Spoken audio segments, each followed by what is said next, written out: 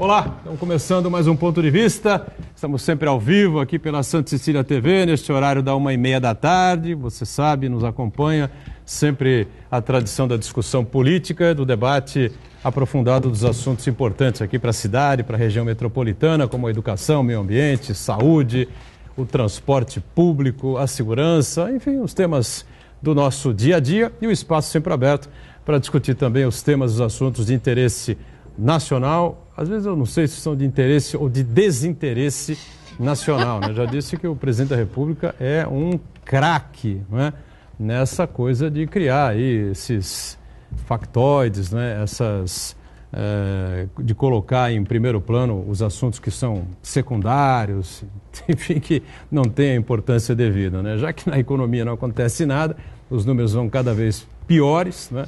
O desemprego, em vez de minimizar, vai aumentando, embora não seja um aumento tão significativo, né? Mas é mais gente sem trabalho, mais gente tentando fazer bico, né? Mais gente na rua, uma situação extremamente ruim e desagradável para o país, né? E lembrando que de segunda a sexta, né, sempre uma reprise aqui na Santa Cecília TV do Ponto de Vista, a partir das 20h08 da noite. Aqui à esquerda o Aldo Neto, companheiro jornalista, mais uma vez colabora, participa com a gente aqui do programa. Tudo certo por aí, Aldo? Tudo certo, Edgar, os companheiros de mesa, de produção, principalmente o nosso público telespectador. Depende do que você considera tudo certo, né? Tudo certo diante das incertezas da vida, dos que nos governam, diante das incertezas do amanhã, nós continuamos caminhando enquanto Deus ainda nos dá as pernas. Esmeraldo Tarquínio Neto, né? Depois de um longo e tenebroso, não dá para falar inverno, né? Porque inverno não tem aqui mesmo, né? Um longo e tenebroso calor, está de volta aqui ao Ponto de Vista, advogado que é, né? Para participar e colaborar também nesta edição. Tudo bem, Esmeraldo? Prazer revê-lo. Muito obrigado, Edgar, Marco, Aldo, é uma satisfação estar aqui com vocês e principalmente depois dessa abertura filosófica do Aldo Neto. É verdade. Então, é bom, isso marca aí um ponto de partida ou um ponto de vista para o nosso programa de hoje. E lá na ponta o Marco Santana, sempre atento às redes sociais, às transmissões que fazemos aqui do Ponto de Vista e a sua participação que é sempre importante aqui com a gente. Tudo bem, Santana? Tudo bem, boa tarde a todos. Boa tarde especial que nos acompanha ao vivo. Quero convidar você a participar também do programa, mandando sua pergunta, crítica e sugestão pelo Facebook. Ponto de Vista com Edgar Butrão ou por e-mail, contato@pontodevista.tv.br. O programa também pode ser acompanhado ao vivo pela internet, santaportal.com.br/tv. As edições anteriores do Ponto de Vista ficam disponíveis na internet também, no nosso canal no YouTube e na nossa página no Facebook. E você acompanha a reprise às 20h, uma boa noite. Muito bem, lembrando sempre que o programa acaba às 14h30 ao vivo, né? Enxurrada de notícias e de informações ou desinformações, né? Que a gente acompanha diariamente. Das 2h30 da tarde, quando terminamos o programa, até às 8h, quando começa a reprise, a gente sabe lá o que vai acontecer, o que vai ser divulgado aí, né? O que é que o presidente vai colocar na pauta, enfim, né? Você vê que só dá ele, né? Só dá o Bolsonaro, nenhum governador aparece, a não ser os do Nordeste, né? Para se defender daquela bobagem que ele disse lá dos Paraíbas, enfim, e que o Flávio Dino... Aliás, ele colocou o Flávio Dino como candidato da oposição, né? Contra ele, né? Dizendo que para o Flávio Dino não se dá nada, enfim, né? Inteligente também, né? Porque o Flávio Dino é do PCdoB, não é o que o Flávio Dino vai fazer? Inteligente? Tem que sair do partido, né? Inteligente? O Flávio Dino matou José Sarney, coisa que todo mundo tentou nesse país e não conseguiu. Eles tinham perdido uma, né? Para o ex-governador que acabou perdendo o mandato, né? A Rosena voltou, né? Eu não conheço... Não posso falar sobre Flávio Dino profundamente, mas não é um cara que eu ia apontar como inimigo. Respeitável, mas sabe o que acontece? Pela história. PCdoB, governador do Maranhão, do PCdoB, enfim, eu vou centrar naquele cara lá, vou fazer aquele cara meu opositor, entendeu? Tudo bem, o cara pode crescer, enfim, mas ele sabe que a oposição, realmente, de fato, forte, vigorosa, ou virar do PT ou do Centrão, né? Se o Centrão se deslocar ali quer dizer, eu ia falar da base, mas nem sei se tem, acho que não tem base, né? Não tem base no governo, não foi formalizado, né? O DEM é que faz parte do governo, né? Com 3 ministérios, enfim, né? Eu estava acompanhando a nossa apresentação aí do programa, você falando do nosso amigo Esmeraldo, e eu estava aqui matutando, né? Falar o termo para o povo entender. A gente precisa de lideranças políticas que entendam o que é política. A política é uma ciência humana. É uma ciência humana que existe para quê? É a arte dos seres humanos se entenderem em sociedade e confluírem para o bem-estar comum. Eu posso discordar do Edgar num ponto, ele no outro, e nós juntos podemos buscar um caminho que não que seja a minha vontade ou a vontade dele, é a vontade que agrade a maioria das pessoas. E por que isso? Porque essa é uma qualidade política. Eu não posso falar do pai do Esmeraldo, mas eu posso falar do Esmeraldo que eu conheço, que o Esmeraldo consegue ter, e ele é advogado, não é? O Esmeraldo é político? Tudo bem, já ocupou cargos públicos, mas não é um político. Ele vive, mas ele tem essa qualidade. Eu acho que a gente precisa de políticos que tem essa qualidade. A gente... a história humana é marcada pela visão individual das pessoas. O que foram as primeiras guerras, se não foi isso? Foi o Hitler querendo segregar os que ele achava que não eram da raça superior, não eram iguais a ele. O Hitler, na verdade, foi a última guerra. O impor, exato. Não foi a última grande guerra, mas tudo bem. Teve a guerra do Golfo, teve a guerra do Osama Bin Laden com a do Golfo lá para reeleger o W. Bush, teve outras guerras. Mas sempre isso é para impor a vontade individual de um ser que está exercendo um cargo público. Eu acho que a gente precisa aprender urgente com os animais. Os animais convivem bem em sociedade no respeito a cada um ao seu espaço. Inclusive no respeito até, que é a história do Livro da Selva, do Mogli, para falar para as pessoas, né? Do respeito até quando eu preciso matar o outro para poder sobreviver. Os animais conseguem essa congruência, a busca do entendimento muito melhor que os seres humanos, e nós falamos que somos inteligentes. Essa divisão que nós estamos vivendo, que não é um caso específico do Brasil, no mundial, é só ver os Estados Unidos, é igual. Está mostrando que nós, como sociedade, como seres que queremos vivermos juntos, nós estamos falidos. Ou a gente reflete isso profundamente, ou nós vamos entregar o planeta Terra aos cachorros, em um curto espaço de tempo. Estou falando de coisa de 2 séculos. Era do dinossauros, vieram para nós. Nós vamos entregar para os cachorros, porque nós não conseguimos conviver em harmonia entre nós, com os outros seres e nem com o nosso ambiente. E isso a política reflete. Isso que a gente vive do Bolsonaro, tu é com direita, esquerda, comunista, o conservador, seja lá o rótulo que você queira usar, é isso. Hoje a gente precisa fazer essa reflexão. Desculpa, eu estou sendo prolixo, às vezes acho que quero ser filósofo, não sou filósofo, mas eu sou um cara que observo Você está dando umas voltas aí, João. Não, eu acho que a gente precisa refletir. Se a gente não souber respeitar a opinião do outro e tentar buscar o melhor caminho para todos aprendendo a ceder, acabou. Olha, você que não está entendendo muito o que o Waldo está querendo dizer, né? Ouça os comentários matinais do professor Marco Antônio Villa na Rádio Bandeirantes. Ele está das 7 às 8, ele é o âncora do programa, ao lado de um outro jornalista, né? Mais jovem, mas ele é a figura central, né? E durante a programação da Rádio Bandeirantes, né, você escuta também as pitadas dele. Por exemplo, essa coisa de direita e esquerda que você colocou há pouco, né? Gente que considera o Lula um comunista, gente que considera o PT um comunista, o Partido Comunista, né, que defendia o comunismo, que não sei o quê. Então, não sou eu que estou dizendo.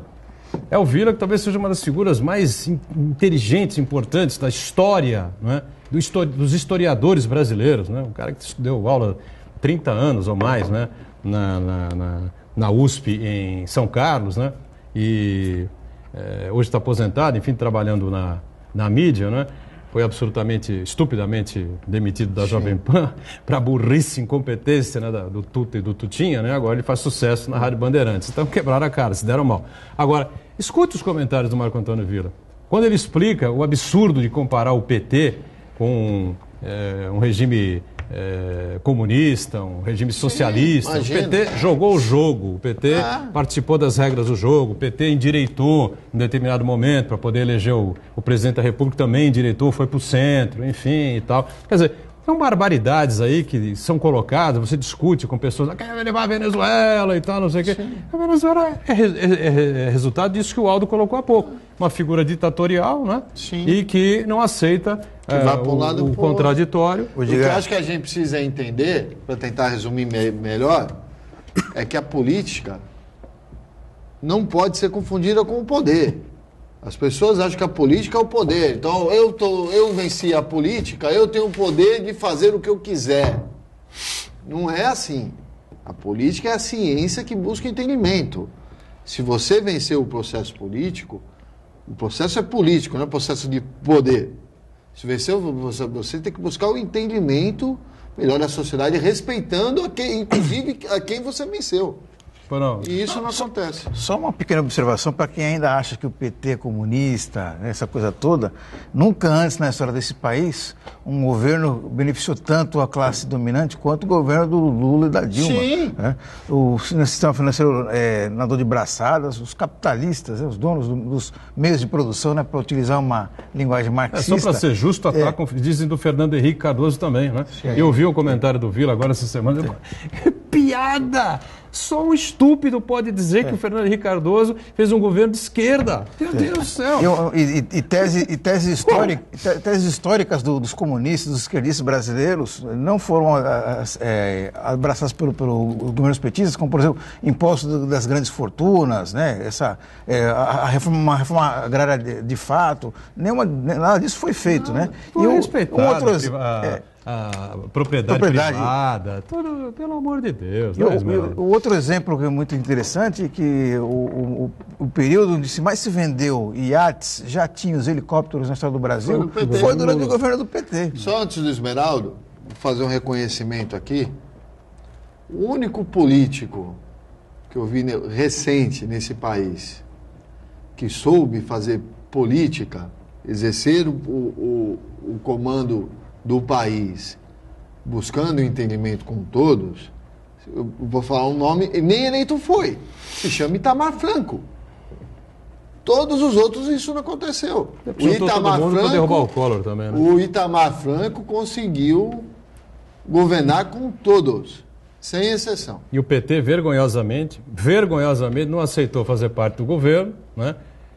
A Luiz Erundina na minha opinião, com muita coragem, muita decência, deixou bem claro, falou, nós ajudamos o cara a vir, o cara assumir, o homem assumir, derrubamos o presidente, agora temos que dar um apoio para ele fazer parte do governo. O Lula não quis, o PT não foi, a Erundina foi e foi expulsa. Esmeralda, diga lá. São esses erros que os partidos cometem, né? Acho que o PT, naquele momento do governo de Itamar, realmente deveria ter sido um cofiador do governo, né? Mas são erros que os partidos cometem, sim, como o PSDB quase comete aquele erro de se aproximar do governo Collor. A informação do Edgar, desculpa te interromper, ela não foi expulsa nesse momento, ela foi suspensa, ela chegou depois a ser candidata a prefeita de São Paulo pelo PT e na sequência foi para o PSB. Então, aí, como o PSDB em 91, quase vai para o governo do Collor, e por um movimento de parte do PSDB comandado pelo Covas, aquilo foi travado, porque senão o PSDB teria ido para o governo Collor e...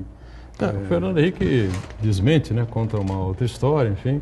Mas quando receberam o convite, houve uma reunião e tal, e ele e o Tasso Gereissati foram ao encontro de um dos ministros do Collor, que eu não vou lembrar agora, para dizer, foi o Jorge Bonhausen talvez, né, para dizer que o PSDB não aceitava ir ao governo e depois haveria uma declaração pública dos tucanos, e aí foi o momento que ele ligou para o Covas e disse, Covas, acabamos de entregar aqui documento e nós não aceitamos. Agora, internamente, a gente nunca vai ficar sabendo exatamente se foi isso ou não. Né? O que é um movimento, isso que você relata aqui, é um movimento da ida do Fernando Henrique do Gereissati ao Bornhausen, é um movimento da política, é um movimento de grupos de pessoas civilizadas, Sim. que conversam com os seus contrapontos, com as suas contrapartes.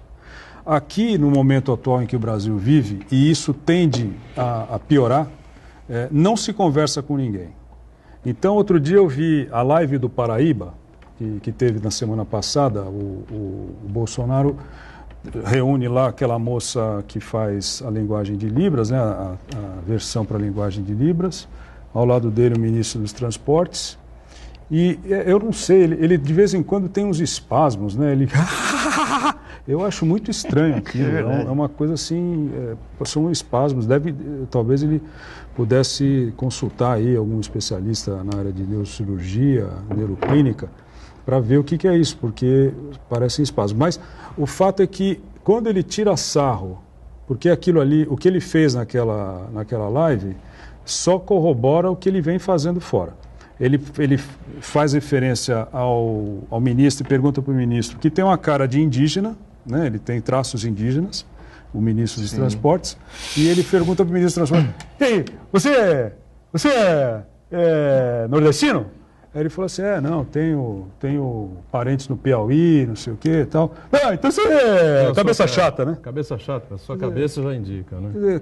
Então, não tem cabimento. Presidente da República, e quando todo mundo tirava sarro do Sarney, quando ele dizia que o cargo de presidente da República você tem que usar o cargo com pompa e circunstância, é porque esse cargo é para ser exercido com pompa e circunstância, não com palhaçada. Agora, eu digo o seguinte para você. Isso se chama liturgia do cargo. Liturgia do cargo. Agora, isso na cabeça de vocês é uma coisa espontânea, que vem do momento, surge da cabeça dele, do nada, ou é uma estratégia que ele usa, não é, para jogar na mídia esse tipo de coisa, depois a mídia discute, debate. Já falei isso aqui, né? A mídia tem que escantear um pouco esse tipo de coisa que o presidente tem essa capacidade. É um craque. O Bolsonaro é um craque para criar esse tipo de situação. E aí você comenta, debate, fica a mídia inteira batendo nessa coisa o tempo todo e tal, e aí vem o PIB. A projeção do PIB lá da 0,8%, né? Temos mais desempregados hoje do que no governo do Temer. Eu acho que ele não tem essa inteligência comunicacional. 7 vezes deputado, né? uma vez vereador, 30 anos como político. Ele não tem capacidade de entender o que é liturgia do cargo. Inteligente. Pode até ter uma certa dificuldade. E na verdade, o que acontece... Cria essas situações. Você está vendo um lado. Você discute num debate. Você tem que ver o outro lado que se chama centro da imprensa. questão. Eu volto novamente a pedir que, veja, todo mundo tem a liberdade de ouvir a rádio que quiser, né? Ouçam os comentários do Marco Antônio Villa, com a experiência que ele tem, como historiador que ele é. O Heródoto Barbeiro me disse uma vez uma coisa, e ele disse, não para mim, para um monte de gente, né? Quem conhece a história, né, entende o presente, né, claro, conhece o passado e vislumbra o futuro, né? Heródoto Barbeiro disse isso, um cara extremamente diferenciado. Pensamento marxista. Exatamente. Sim. Mas isso é um pensamento brilhante, marxista. É correto. Né? Porque é lógico, porque a história é um processo. Ouça o que o Villa ontem disse exatamente o que nós colocamos aqui recentemente. Ele cria essas situações todas, né? E aí a economia fica secundária. O Paulo Guedes sumiu durante 30 dias, ninguém falou o nome do Paulo Guedes, ninguém disse absolutamente. Ele ficou louco da vida, desesperado, porque a reforma passou... distante daquilo que ele queria, de tudo aquilo que ele colocou, enfim, né? Mas essa é uma estratégia já adotada pelo Trump nos Estados Unidos também. Ele não tem mais essa capacidade comunicacional. Trump, né? Isso aí é o seguinte, a maioria dos jornalistas, a formação de jornalista hoje é muito fraca. Não, mas o pessoal de Brasília não tem isso, Aldo. Tem também. É o time. E tem outra coisa, que aqui temos que reconhecer. A maioria esmagadora dos jornalistas tende a ter um pensamento, vou rotular para as pessoas entenderem, que é o que eu estava dizendo, mais à esquerda do que à direita. A maioria simpatiza mais com um lado. A hora que ele vem e desobedece a liturgia do cargo, faz uma idiotice dessa, o cara age com estômago. E isso vez, não é, como você bem colocou, e aí eu concordo com você, isso não é importante para o país. Não é. Porque senão ficava todo dia no governo Lula aqui discutindo que o Lula é o responsável. Porque eu sempre achei. Toda hora que o Lula expulsava os seguranças, ia cair lá, abraçar o povo, tirar selfie, achava aquilo um absurdo. Um absurdo. Ele botava em risco o futuro do país, porque ele podia morrer com um louco lá com uma faca dando tiro. Não, faca de manteiga não machuca ninguém. Não, mas poderia acontecer. Poderia acontecer, mas agora, aí... Se isso é notícia? Não, isso pode ser uma análise que o Bolsonaro não sabe cumprir a liturgia do cargo, é óbvio. Agora, toda hora fala, olha o que ele fez agora, olha o que não sei. Deixa para o meu amigo Toreiro fazer lá no Diário de Bolso para dar risada. Isso não é notícia de dia a dia, gente. Não é, desculpa. Mas o que você quer, Aldo? Os caras são muito mais categorizados do que muito mais experientes em coberturas palacianas. Sim, aí ficam abismados. Eu nunca fiz cobertura de palácio, de congresso, de coisa nenhuma. Porque você vê. Você tem lá Cristiana Leite, Cristiana Lobo, você tem a Lopretti não está mais, né? Você tem o Camarote, você tem o Valdo, você tem o pessoal da Globo News, o pessoal da Globo, provavelmente, Eliane Cantanhede, você tem... Eliane Cantanhede, 40 anos de Brasília, sim, sei lá. Se você analisar os últimos 40 anos de Brasília, ele é o que pior com o liturgia do cargo. Agora, o pessoal aí os caras ficam abismados. O pessoal tem que sair dessa, né? E focar na cobertura jornalística de Brasília. O meu filho vai ser o embaixador e tal, não sei o quê. Vira a página, gente. Mostra o PIB para o presidente da República. Onde é que vai parar o país do jeito que nós estamos vendo? O Bolsonaro não é responsável. O Bolsonaro não é responsável pela situação que nós vivemos, né? Isso vem a crise criada lá na época do governo da Dilma, né? E naquela nova política econômica, né, que foi criada lá pelo Nelson Barbosa e tal, e deu no que deu, né? Mas o Bolsonaro precisa reconhecer que durante o período do Meirelles a coisa parou de cair, né? E teve até um pequeno crescimento, 1,5, 1,2 e tal, né? Que diziam que era insignificante, né? E agora? Vamos para o intervalo, já voltamos, porque a manchete da Folha hoje é Folha ou Estadão? Folha, né? Folha de São Paulo. Folha é pesada contra o procurador Deltan Dallagnol, hein? 33 pau para fazer uma palestra numa empresa que já estava sendo acusada também, já participava lá investigada pela Operação Lava Jato, em instantes. Muito bem, sequência do ponto de vista aqui com o Aldo, com o Esmeraldo, Marco Santana, né? E a manchete da Folha, né? Mais uma bomba em cima dos procuradores da Lava Jato, especialmente o mais famoso deles todos, Deltan Dallagnol, né? Que proferiu uma palestra, né? A primeira, pelo menos essa palestra que a gente sabe, remunerada, né? O que já é complicado, né? 33 mil reais, aí tem lá, você vê na matéria, né, Santana, tem lá uma nota fiscal ou uma RPS, né? Recibo de pagamento de serviços, né, executados. Ele assina lá o recibo. Sabe e tal, o que acontece? Sobrou 23 mil e qualquer coisa, né? Isso não pagou tem... 8 mil reais de imposto de renda, né? E aí ele foi dar uma palestra, a palestra foi em 2018. Ele alega na matéria que não tinha informação ainda de que essa empresa estava sendo investigada, mas aí a matéria explica que a empresa apareceu na Lava Jato como investigada em 2016. Né? Então, como é que o procurador não sabia que a empresa estava sendo investigada? Não dá para entender, né? A gente pode discutir a moralidade, não a legalidade, porque infelizmente não tem legislação no país. Trata-se de discutir, Aldo, trata-se de discutir a moralidade, porque na lei eles estão dentro. Não, é isso que eu Não, trata-se de discutir a moralidade. Porque quando a gente descobre esses diálogos em que você fez uma série de atos ao arrepio total da lei... Sim. Porque, não, Esmeralda, é que você é advogado. Graças a Deus eu sou advogado para terem iluminado para entender que você não pode roubar do ladrão. Você não pode roubar do ladrão. O ladrão está lá, ele tem que ser respeitado. Concordo com você. O que eu estou querendo dizer é o crime, sem discutir isso aqui 1 milhão de vezes, né? O Lula é responsável, é criminoso também. E eu defendo essa tese, vou repetir aqui, só louco, cara que baba ou que é fanático, né?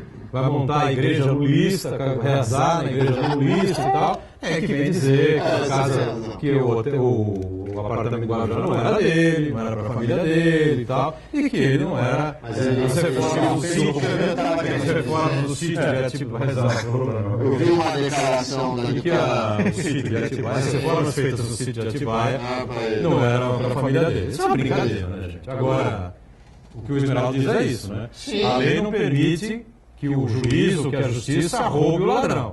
Sim. Eu vi uma declaração da deputada estadual Janaína Pascoal sobre esse assunto, que é onde eu queria chegar. Eu não cobro palestra. Ela não cobra palestra, ela é clara, que a autoridade deveria ser proibido desse tipo de postura, para evitar esse tipo de coisas.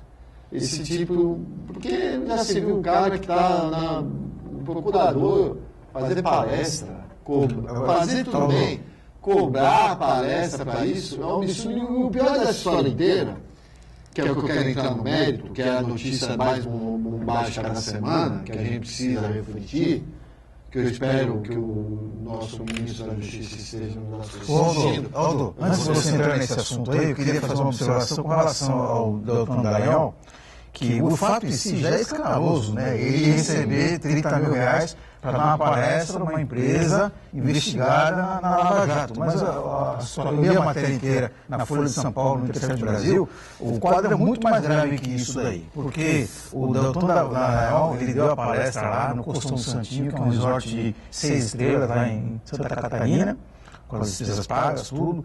E mais do que isso, a palestra ela foi gravada em vídeo. E o tema da palestra do Dr. Dallagnol era a defesa de sistemas de segurança de informática, justamente os serviços de defesa de informática que a empresa oferece. E aí, nos diálogos interceptados aí da Lava Jato, mostra claramente o Dr. Dallagnol falando, escuta, parecia que eu era um garoto de propaganda da empresa. Quer dizer, além disso daí, não basta isso daí, os diálogos mostram claramente isso daí também, que o Dr. Dallagnol, ele estava tentando fazer um contrato do Ministério Público Federal com a empresa para fornecer serviço do Ministério Público Federal sem a exigência de concorrência pública. Teve isso também, quer dizer, são vários beijos de batom na cueca, mais do que isso. Mas olha, eu ia atrás dessa empresa, porque eles são... O que eu quero dizer, que eu queria que o Moro assistisse?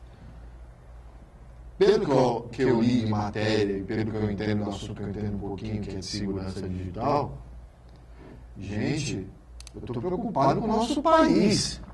Como é que o celular do ministro da Justiça do presidente da República é hackeado por um hackerzinho de quinta categoria? Eu conheço um hacker daquele. Aldo, Amigo do dirigente, faço sono, Aí vão tentar achar como é que o celular do ministro, o governo brasileiro, a União, não investe em segurança digital das suas informações. Qualquer Zezinho da esquina, o ensino de programação hoje é essencial no mundo. Inglaterra, Estados Unidos, Japão, hoje ensinam carga curricular. Hoje qualquer manezinho de esquina sabe. Agora o manezinho de esquina brasileiro que não tem essa cultura, que aprendeu bem no YouTube, vai no celular do ministro da Justiça, dos procuradores da principal operação de corrupção do país, e consegue pegar essas informações a ponto de tripudiar com a amiguinha DJ e pensar, porque o outro foi, por que vocês ficaram discutindo ali, pelo que eu li? O que você acha? Vem pro fulano, vem pro ciclano?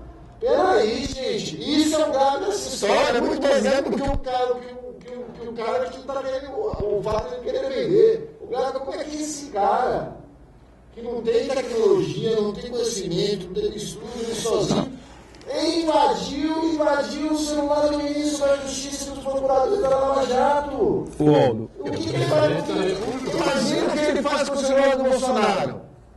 Não, nada, né? Porque o Bolsonaro não fala nada. Então, eu acho o seguinte, ele não fala nada de útil. Ele disse que Perdeu tempo comigo, alguma coisa assim. Claro, perdeu tempo comigo, porque eu estou imaginando já, na suposição de que o Flávio Dino seja candidato a presidente da República, aí a gente vai ver, porque vão ter que arrumar alguma coisa, um envenenamento, uma outra facada, um tiro no pé, algum negócio desse para ele não participar da campanha, porque se participar da campanha, as pessoas vão só confirmar o que nós estamos vendo hoje. Agora, eu acho uma coisa aqui em relação a esses hackers, muito conveniente, foi muito conveniente a localização desse grupo assustador de hackers, tão rapidamente, muito ideal demais. Ainda colocam uma moça ali, então são 3 facínoras de uma moça, quase um podcast de Sandensky dos tempos atuais. Então o que eu acho é que quando você tem uma descoberta tão rápida, e aí depois uma manifestação tão rápida quanto a descoberta de que vão ser, as provas vão ser incineradas, vão ser destruídas, não vão ser destruídas, graças a Deus, porque a justiça não pode deixar que isso aconteça, nem que não seja utilizado no processo judicial, mas isso serve para a história. Isso serve para a história.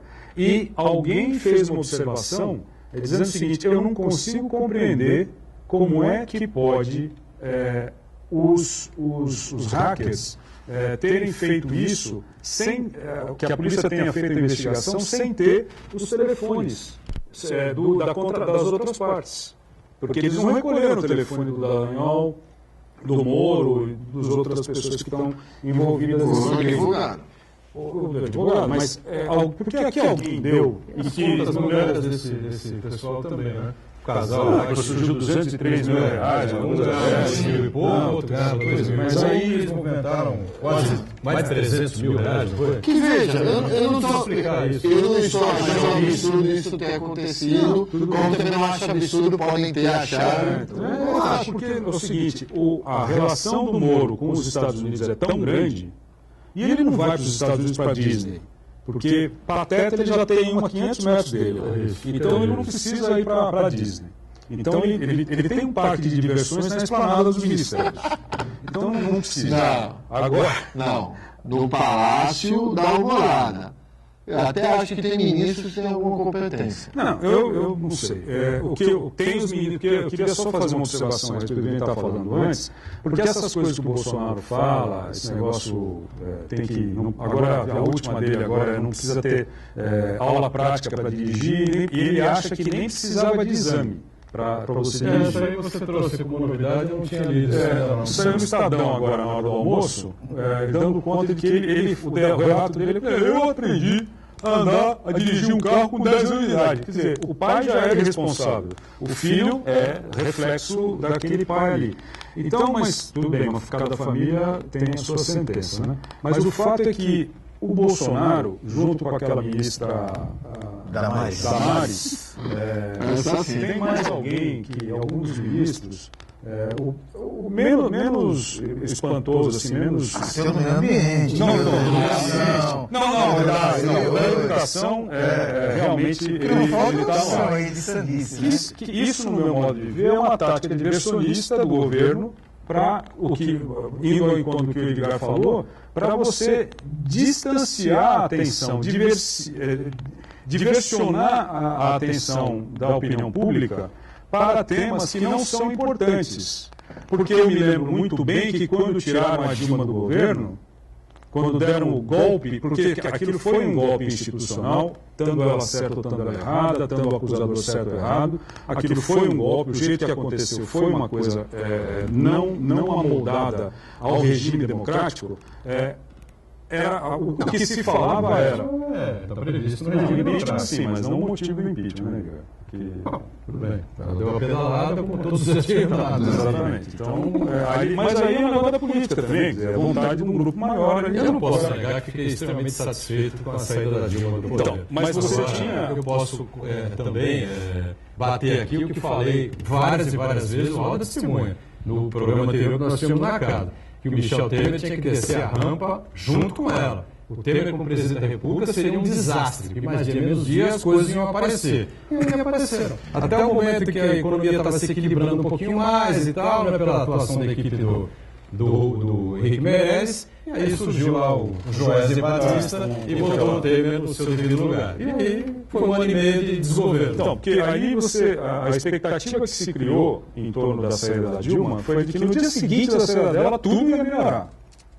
As pessoas menos informadas, obviamente. Sim. Mas, óbvio que nós vimos exatamente a mesma coisa daí para pior.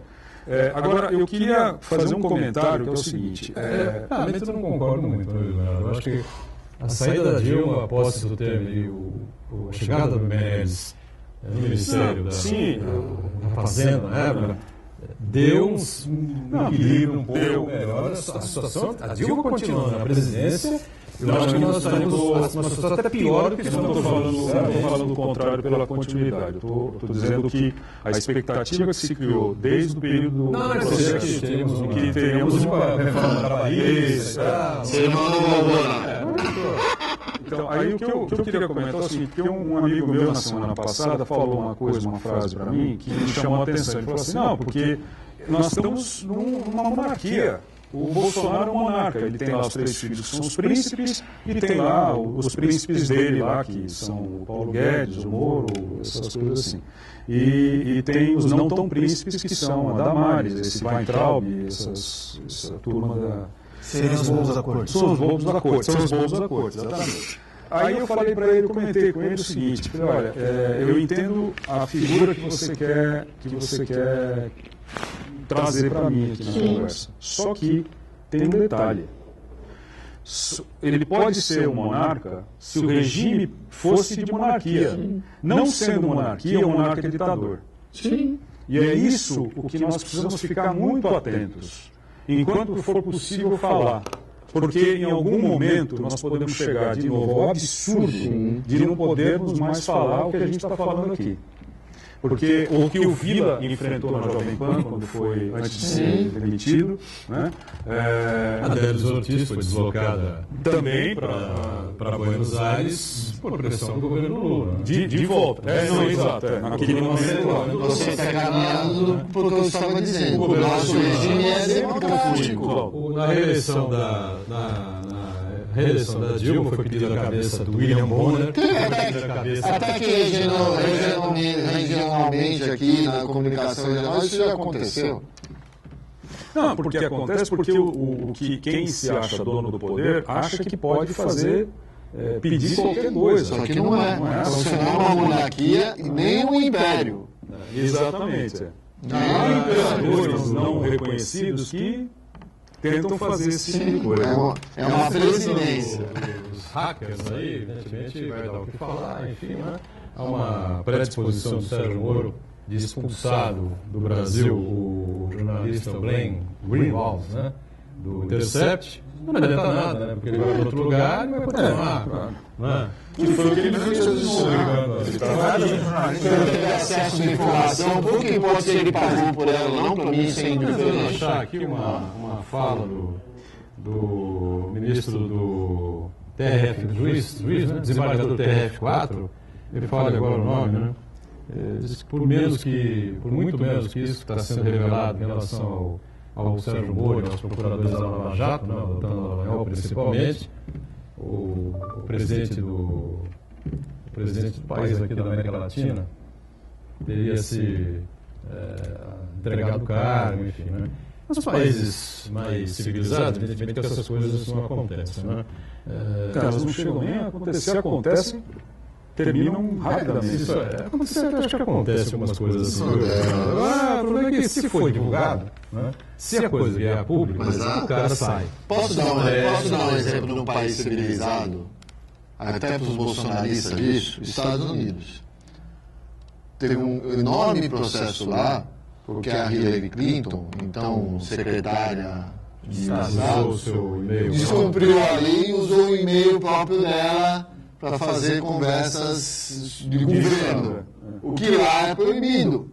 Aqui, acredito eu, pelo que eu me lembre, pelo que eu tenho conhecimento disso, nem legislação disso tem.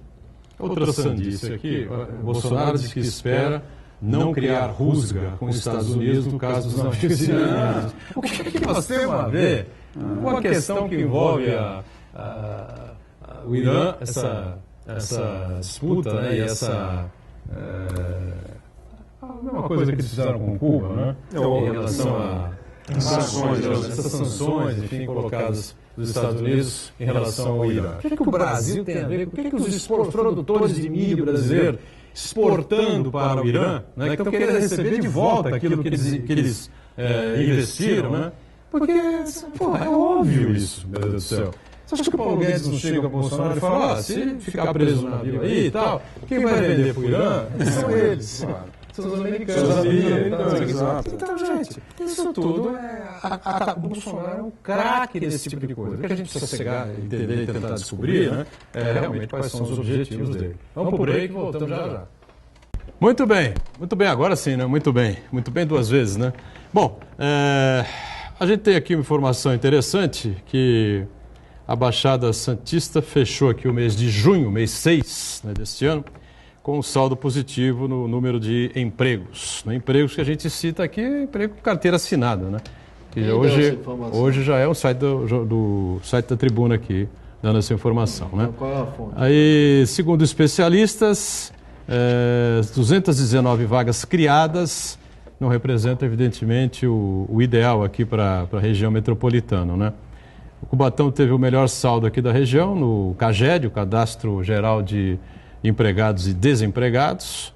Foi divulgado ontem, quinta-feira, dia 25, né, pelo governo federal. E o cargo de encanador foi o que mais empregou, né? Em Santos, aqui na cidade de Santos, teve o segundo melhor resultado, apresentando aí um saldo positivo de 197 empregos. Você vê que é um saldo porque uma série de pessoas são demitidas, outras são contratadas, né?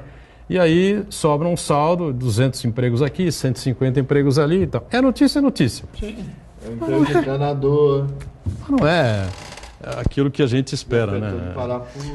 Só com uma retomada econômica, assim, pujante, que a gente pode acreditar que vai melhorar. Deixa eu falar a verdade, cara. Quando eu leio uma notícia assim, eu nem dou muita atenção, porque esses números são tão ridículos.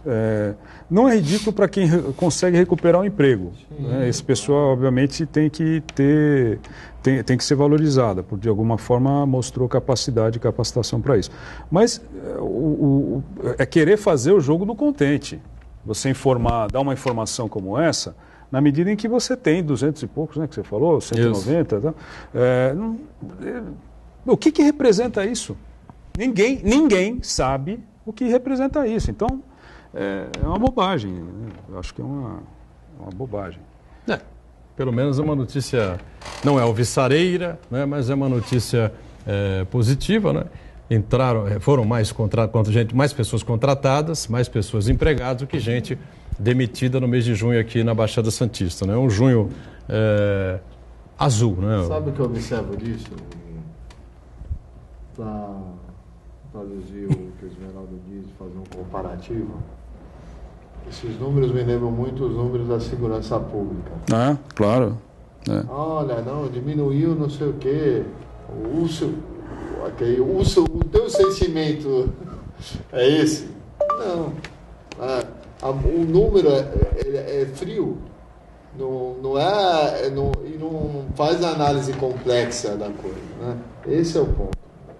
Eu acho que a segurança pública, de maneira geral no Brasil, houve uma melhora, né? Não sei exatamente, levantei esse assunto aqui com o Matheus e com o Armando de Matos, né? Essa semana ainda, né?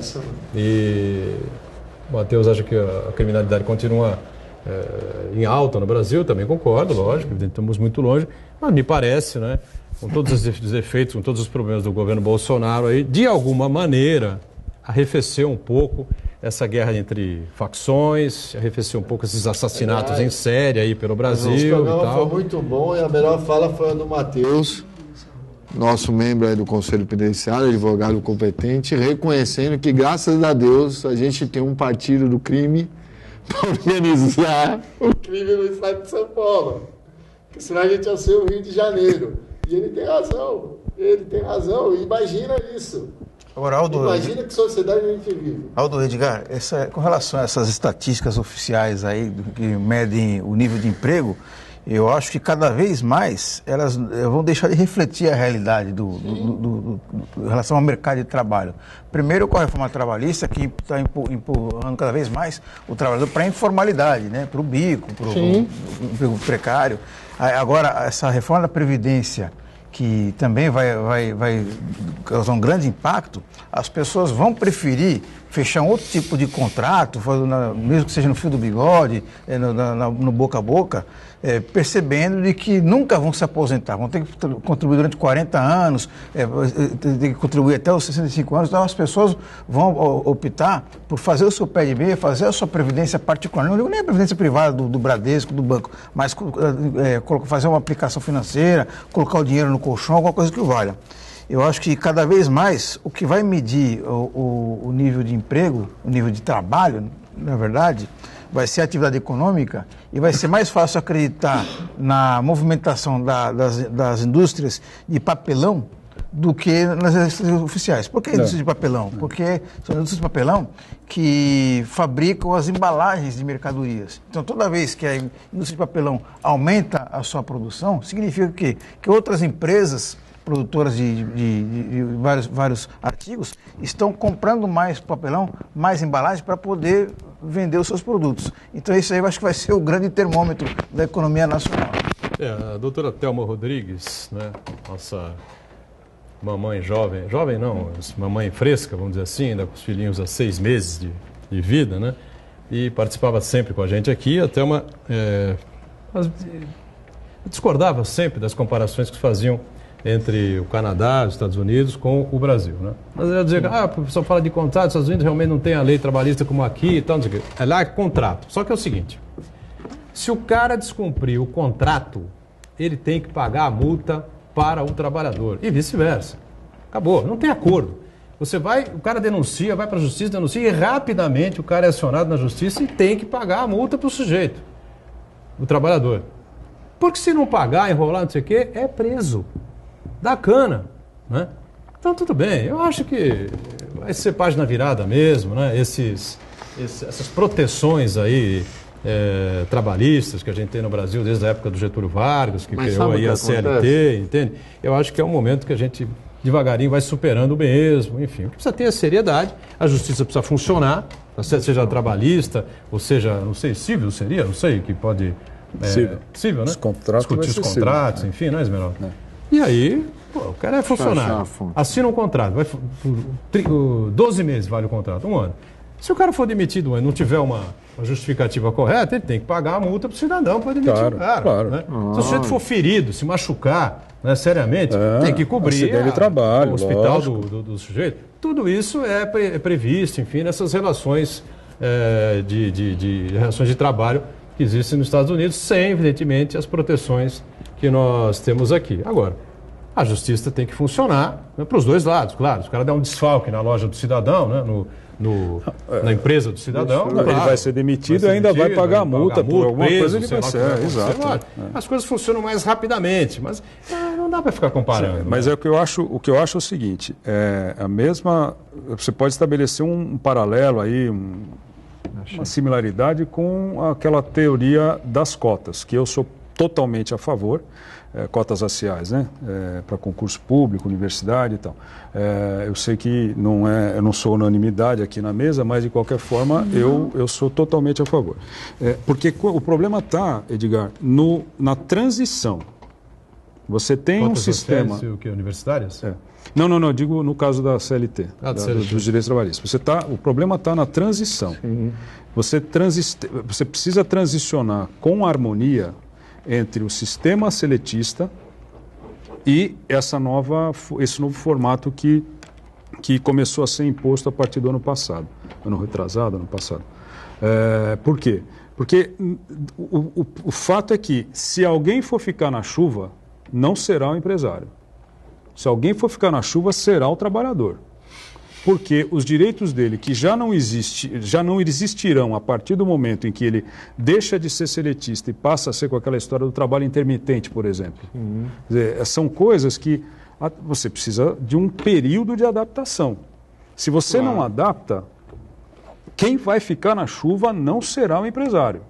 Porque o empresário tem o seu lado garantido. E esse é uma coisa que eu tenho pensado nisso ultimamente. Acho que eu li até um artigo a semana passada sobre isso, e acho o seguinte, nós estamos falando aqui da Maris, do Weintraub, lá, que são os bobos da corte, mas nós corremos um risco de termos no bobo da corte, no principal elemento da política brasileira hoje, que é o Bolsonaro, no grande e inalcançável bobo da corte. Por quê? Porque quando a gente fala, eu estou falando isso, é porque eu acho que ele imagina na cabeça dele que ele é o rei. Tá. Ele não é o rei.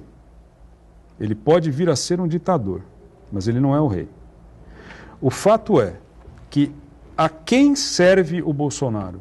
A quem serve a reforma da Previdência, a quem serve a reforma tributária se ocorrer, a quem serviu a reforma trabalhista? Não serve ao Bolsonaro, não serve ao Temer, não. Ela serve à elite que controla os meios de produção. Sim. E quando terminar o mandato dele, da mesma forma como terminaram os 2 mandatos do Lula, da mesma forma como terminou o mandato da Dilma e o meio mandato dela, ele vai ser, assim, pode ser reconhecido, mas ele vai ser reconhecido e faz assim: ô filhão, terminou o teu serviço, pode voltar para casa e não me enxuriça mais. Que foi o que fizeram, de alguma forma, que fizeram com o Lula. Prenderam o cara. Então, essas coisas, assim, você, diferentemente do Fernando Henrique, que integra uma elite intelectual, sem dúvida nenhuma, o Lula não. A Dilma não. O Bolsonaro menos ainda. Ele pode, eventualmente, com aquilo que o Edgar falou, integrar uma elite política, por causa dos 30 anos de mandato que ele tem aí e tal. Mas ele é uma elite política no baixo, né? no tal do baixo clero, no nível baixo, no nível mais baixo. E ele só virou presidente por uma circunstância, né? A faca que enfiaram nele lá e tal. E o Tigrão que, não, vou levar isso aos últimos, não recorreu. Então o processo não existe mais. O Adélio vai ser internado numa clínica psiquiátrica e vai ficar lá jogado até não se sabe quando. Tem questões importantes aí, por exemplo, a gente levantou semana passada com o Fábio Ferraz. O Aldo estava no programa, né? Fábio Ferraz, a questão que quebra de contratos aí com os institutos que fabricavam as vacinas brasileiras, porque o preço era alto e tal, não sei o quê, e é melhor importar da Índia. Importaram os lotes da Índia, reprovados no Ministério, teve que mandar refazer os lotes e tal, estamos aí há 3 meses aproximadamente. Todo mundo sem vacina e reclamando na rede social. Reclamando na rede social, reclamando com os municípios, mas é sempre assim, né? Os municípios é que pagam a conta, o prefeito é que paga a conta, lamentavelmente, a não ser que as pessoas procurem se informar bem. Aí tem a questão dos mais médicos, né? Então vamos lá. O PT criou essa coisa do mais médicos e tal, cubanos, venezuelanos, não sei mais de onde, bolivianos, não sei mais de onde vinham esses mais médicos. Só que nós tínhamos aqui cerca de 10 mil médicos nesse programa, né? E atendia aí quase que os rincões brasileiros em 100%, 90%, qualquer coisa assim. Não tem problema, fiquem tranquilos, esses petistas vão embora, comunistas vão embora e tal, não sei o quê, não tem problema nenhum. Bom, são 5 mil médicos hoje que estão atendendo e a gente já teve notícia aí, várias colunas de pessoa que cobre o governo, de discussões no Ministério da Saúde, se não é melhor, não é? De novo, que ninguém quer recorrer lá, ligar para os cubanos, falar, tem 5 mil vagas eu tenho a saída aí, ligar. Né? Vamos pegar esses médicos aí formados na USP, na Unicamp, Esquece, ó. Vão trabalhar para o governo de graça para pagar essa educação. Aí tem que mudar a lei. Aí tem que mudar a lei. Aí tem que dar o direito do cara de não entrar na Unicamp, de entrar na PUC. Estou falando de mudar a lei, não estou falando de mas deveria realmente exigir uma quarentena. Quem se formou aí nessas carreiras de saúde, por exemplo, na escola pública, pagar aquele ensino público com serviços, com os rincões. Ou ser remunerada de uma vez por todas. Porque senão o cara vai, abre a empresa dele, eu sou jornalista formado na USP, faço consultoria e não sei o quê. E aí? Eu não devolvo para o Estado o investimento que o Estado fez investimento direto na minha preparação. Está errado. Ou remunerar. O cara entra numa USP, na medicina USP, na medicina Unicamp, enfim, paga 50% do que se paga numa privada. Sim. E ao mesmo tempo você dá uma bolsa, né? De 70%, sei lá, para o sujeito que não tem condição de pagar e tal, entendeu? Uma coisa que você pode... Isso é um debate que a gente precisa fazer. Exatamente. Eu queria dar uma informação complementar ao que a gente estava falando de emprego, que eu acho que é um dado importante. Tem um estudo da Manpower Group, que é uma das principais empresas de consultoria de RH do mundo. E o que eles analisam? Que 65% dos empregos das pessoas que hoje tem 21 anos ou menos, ainda 65%? Não existem. A profissão não existe. Entendi. 65%? 65% de quem tem até 21 anos. Dos empregos dos menores de 21 hoje vão ocupar profissões... que não existem ainda. Vão ocupar profissões que não existem ainda, diante do impacto tecnológico e que nós não conseguimos avançar na preparação.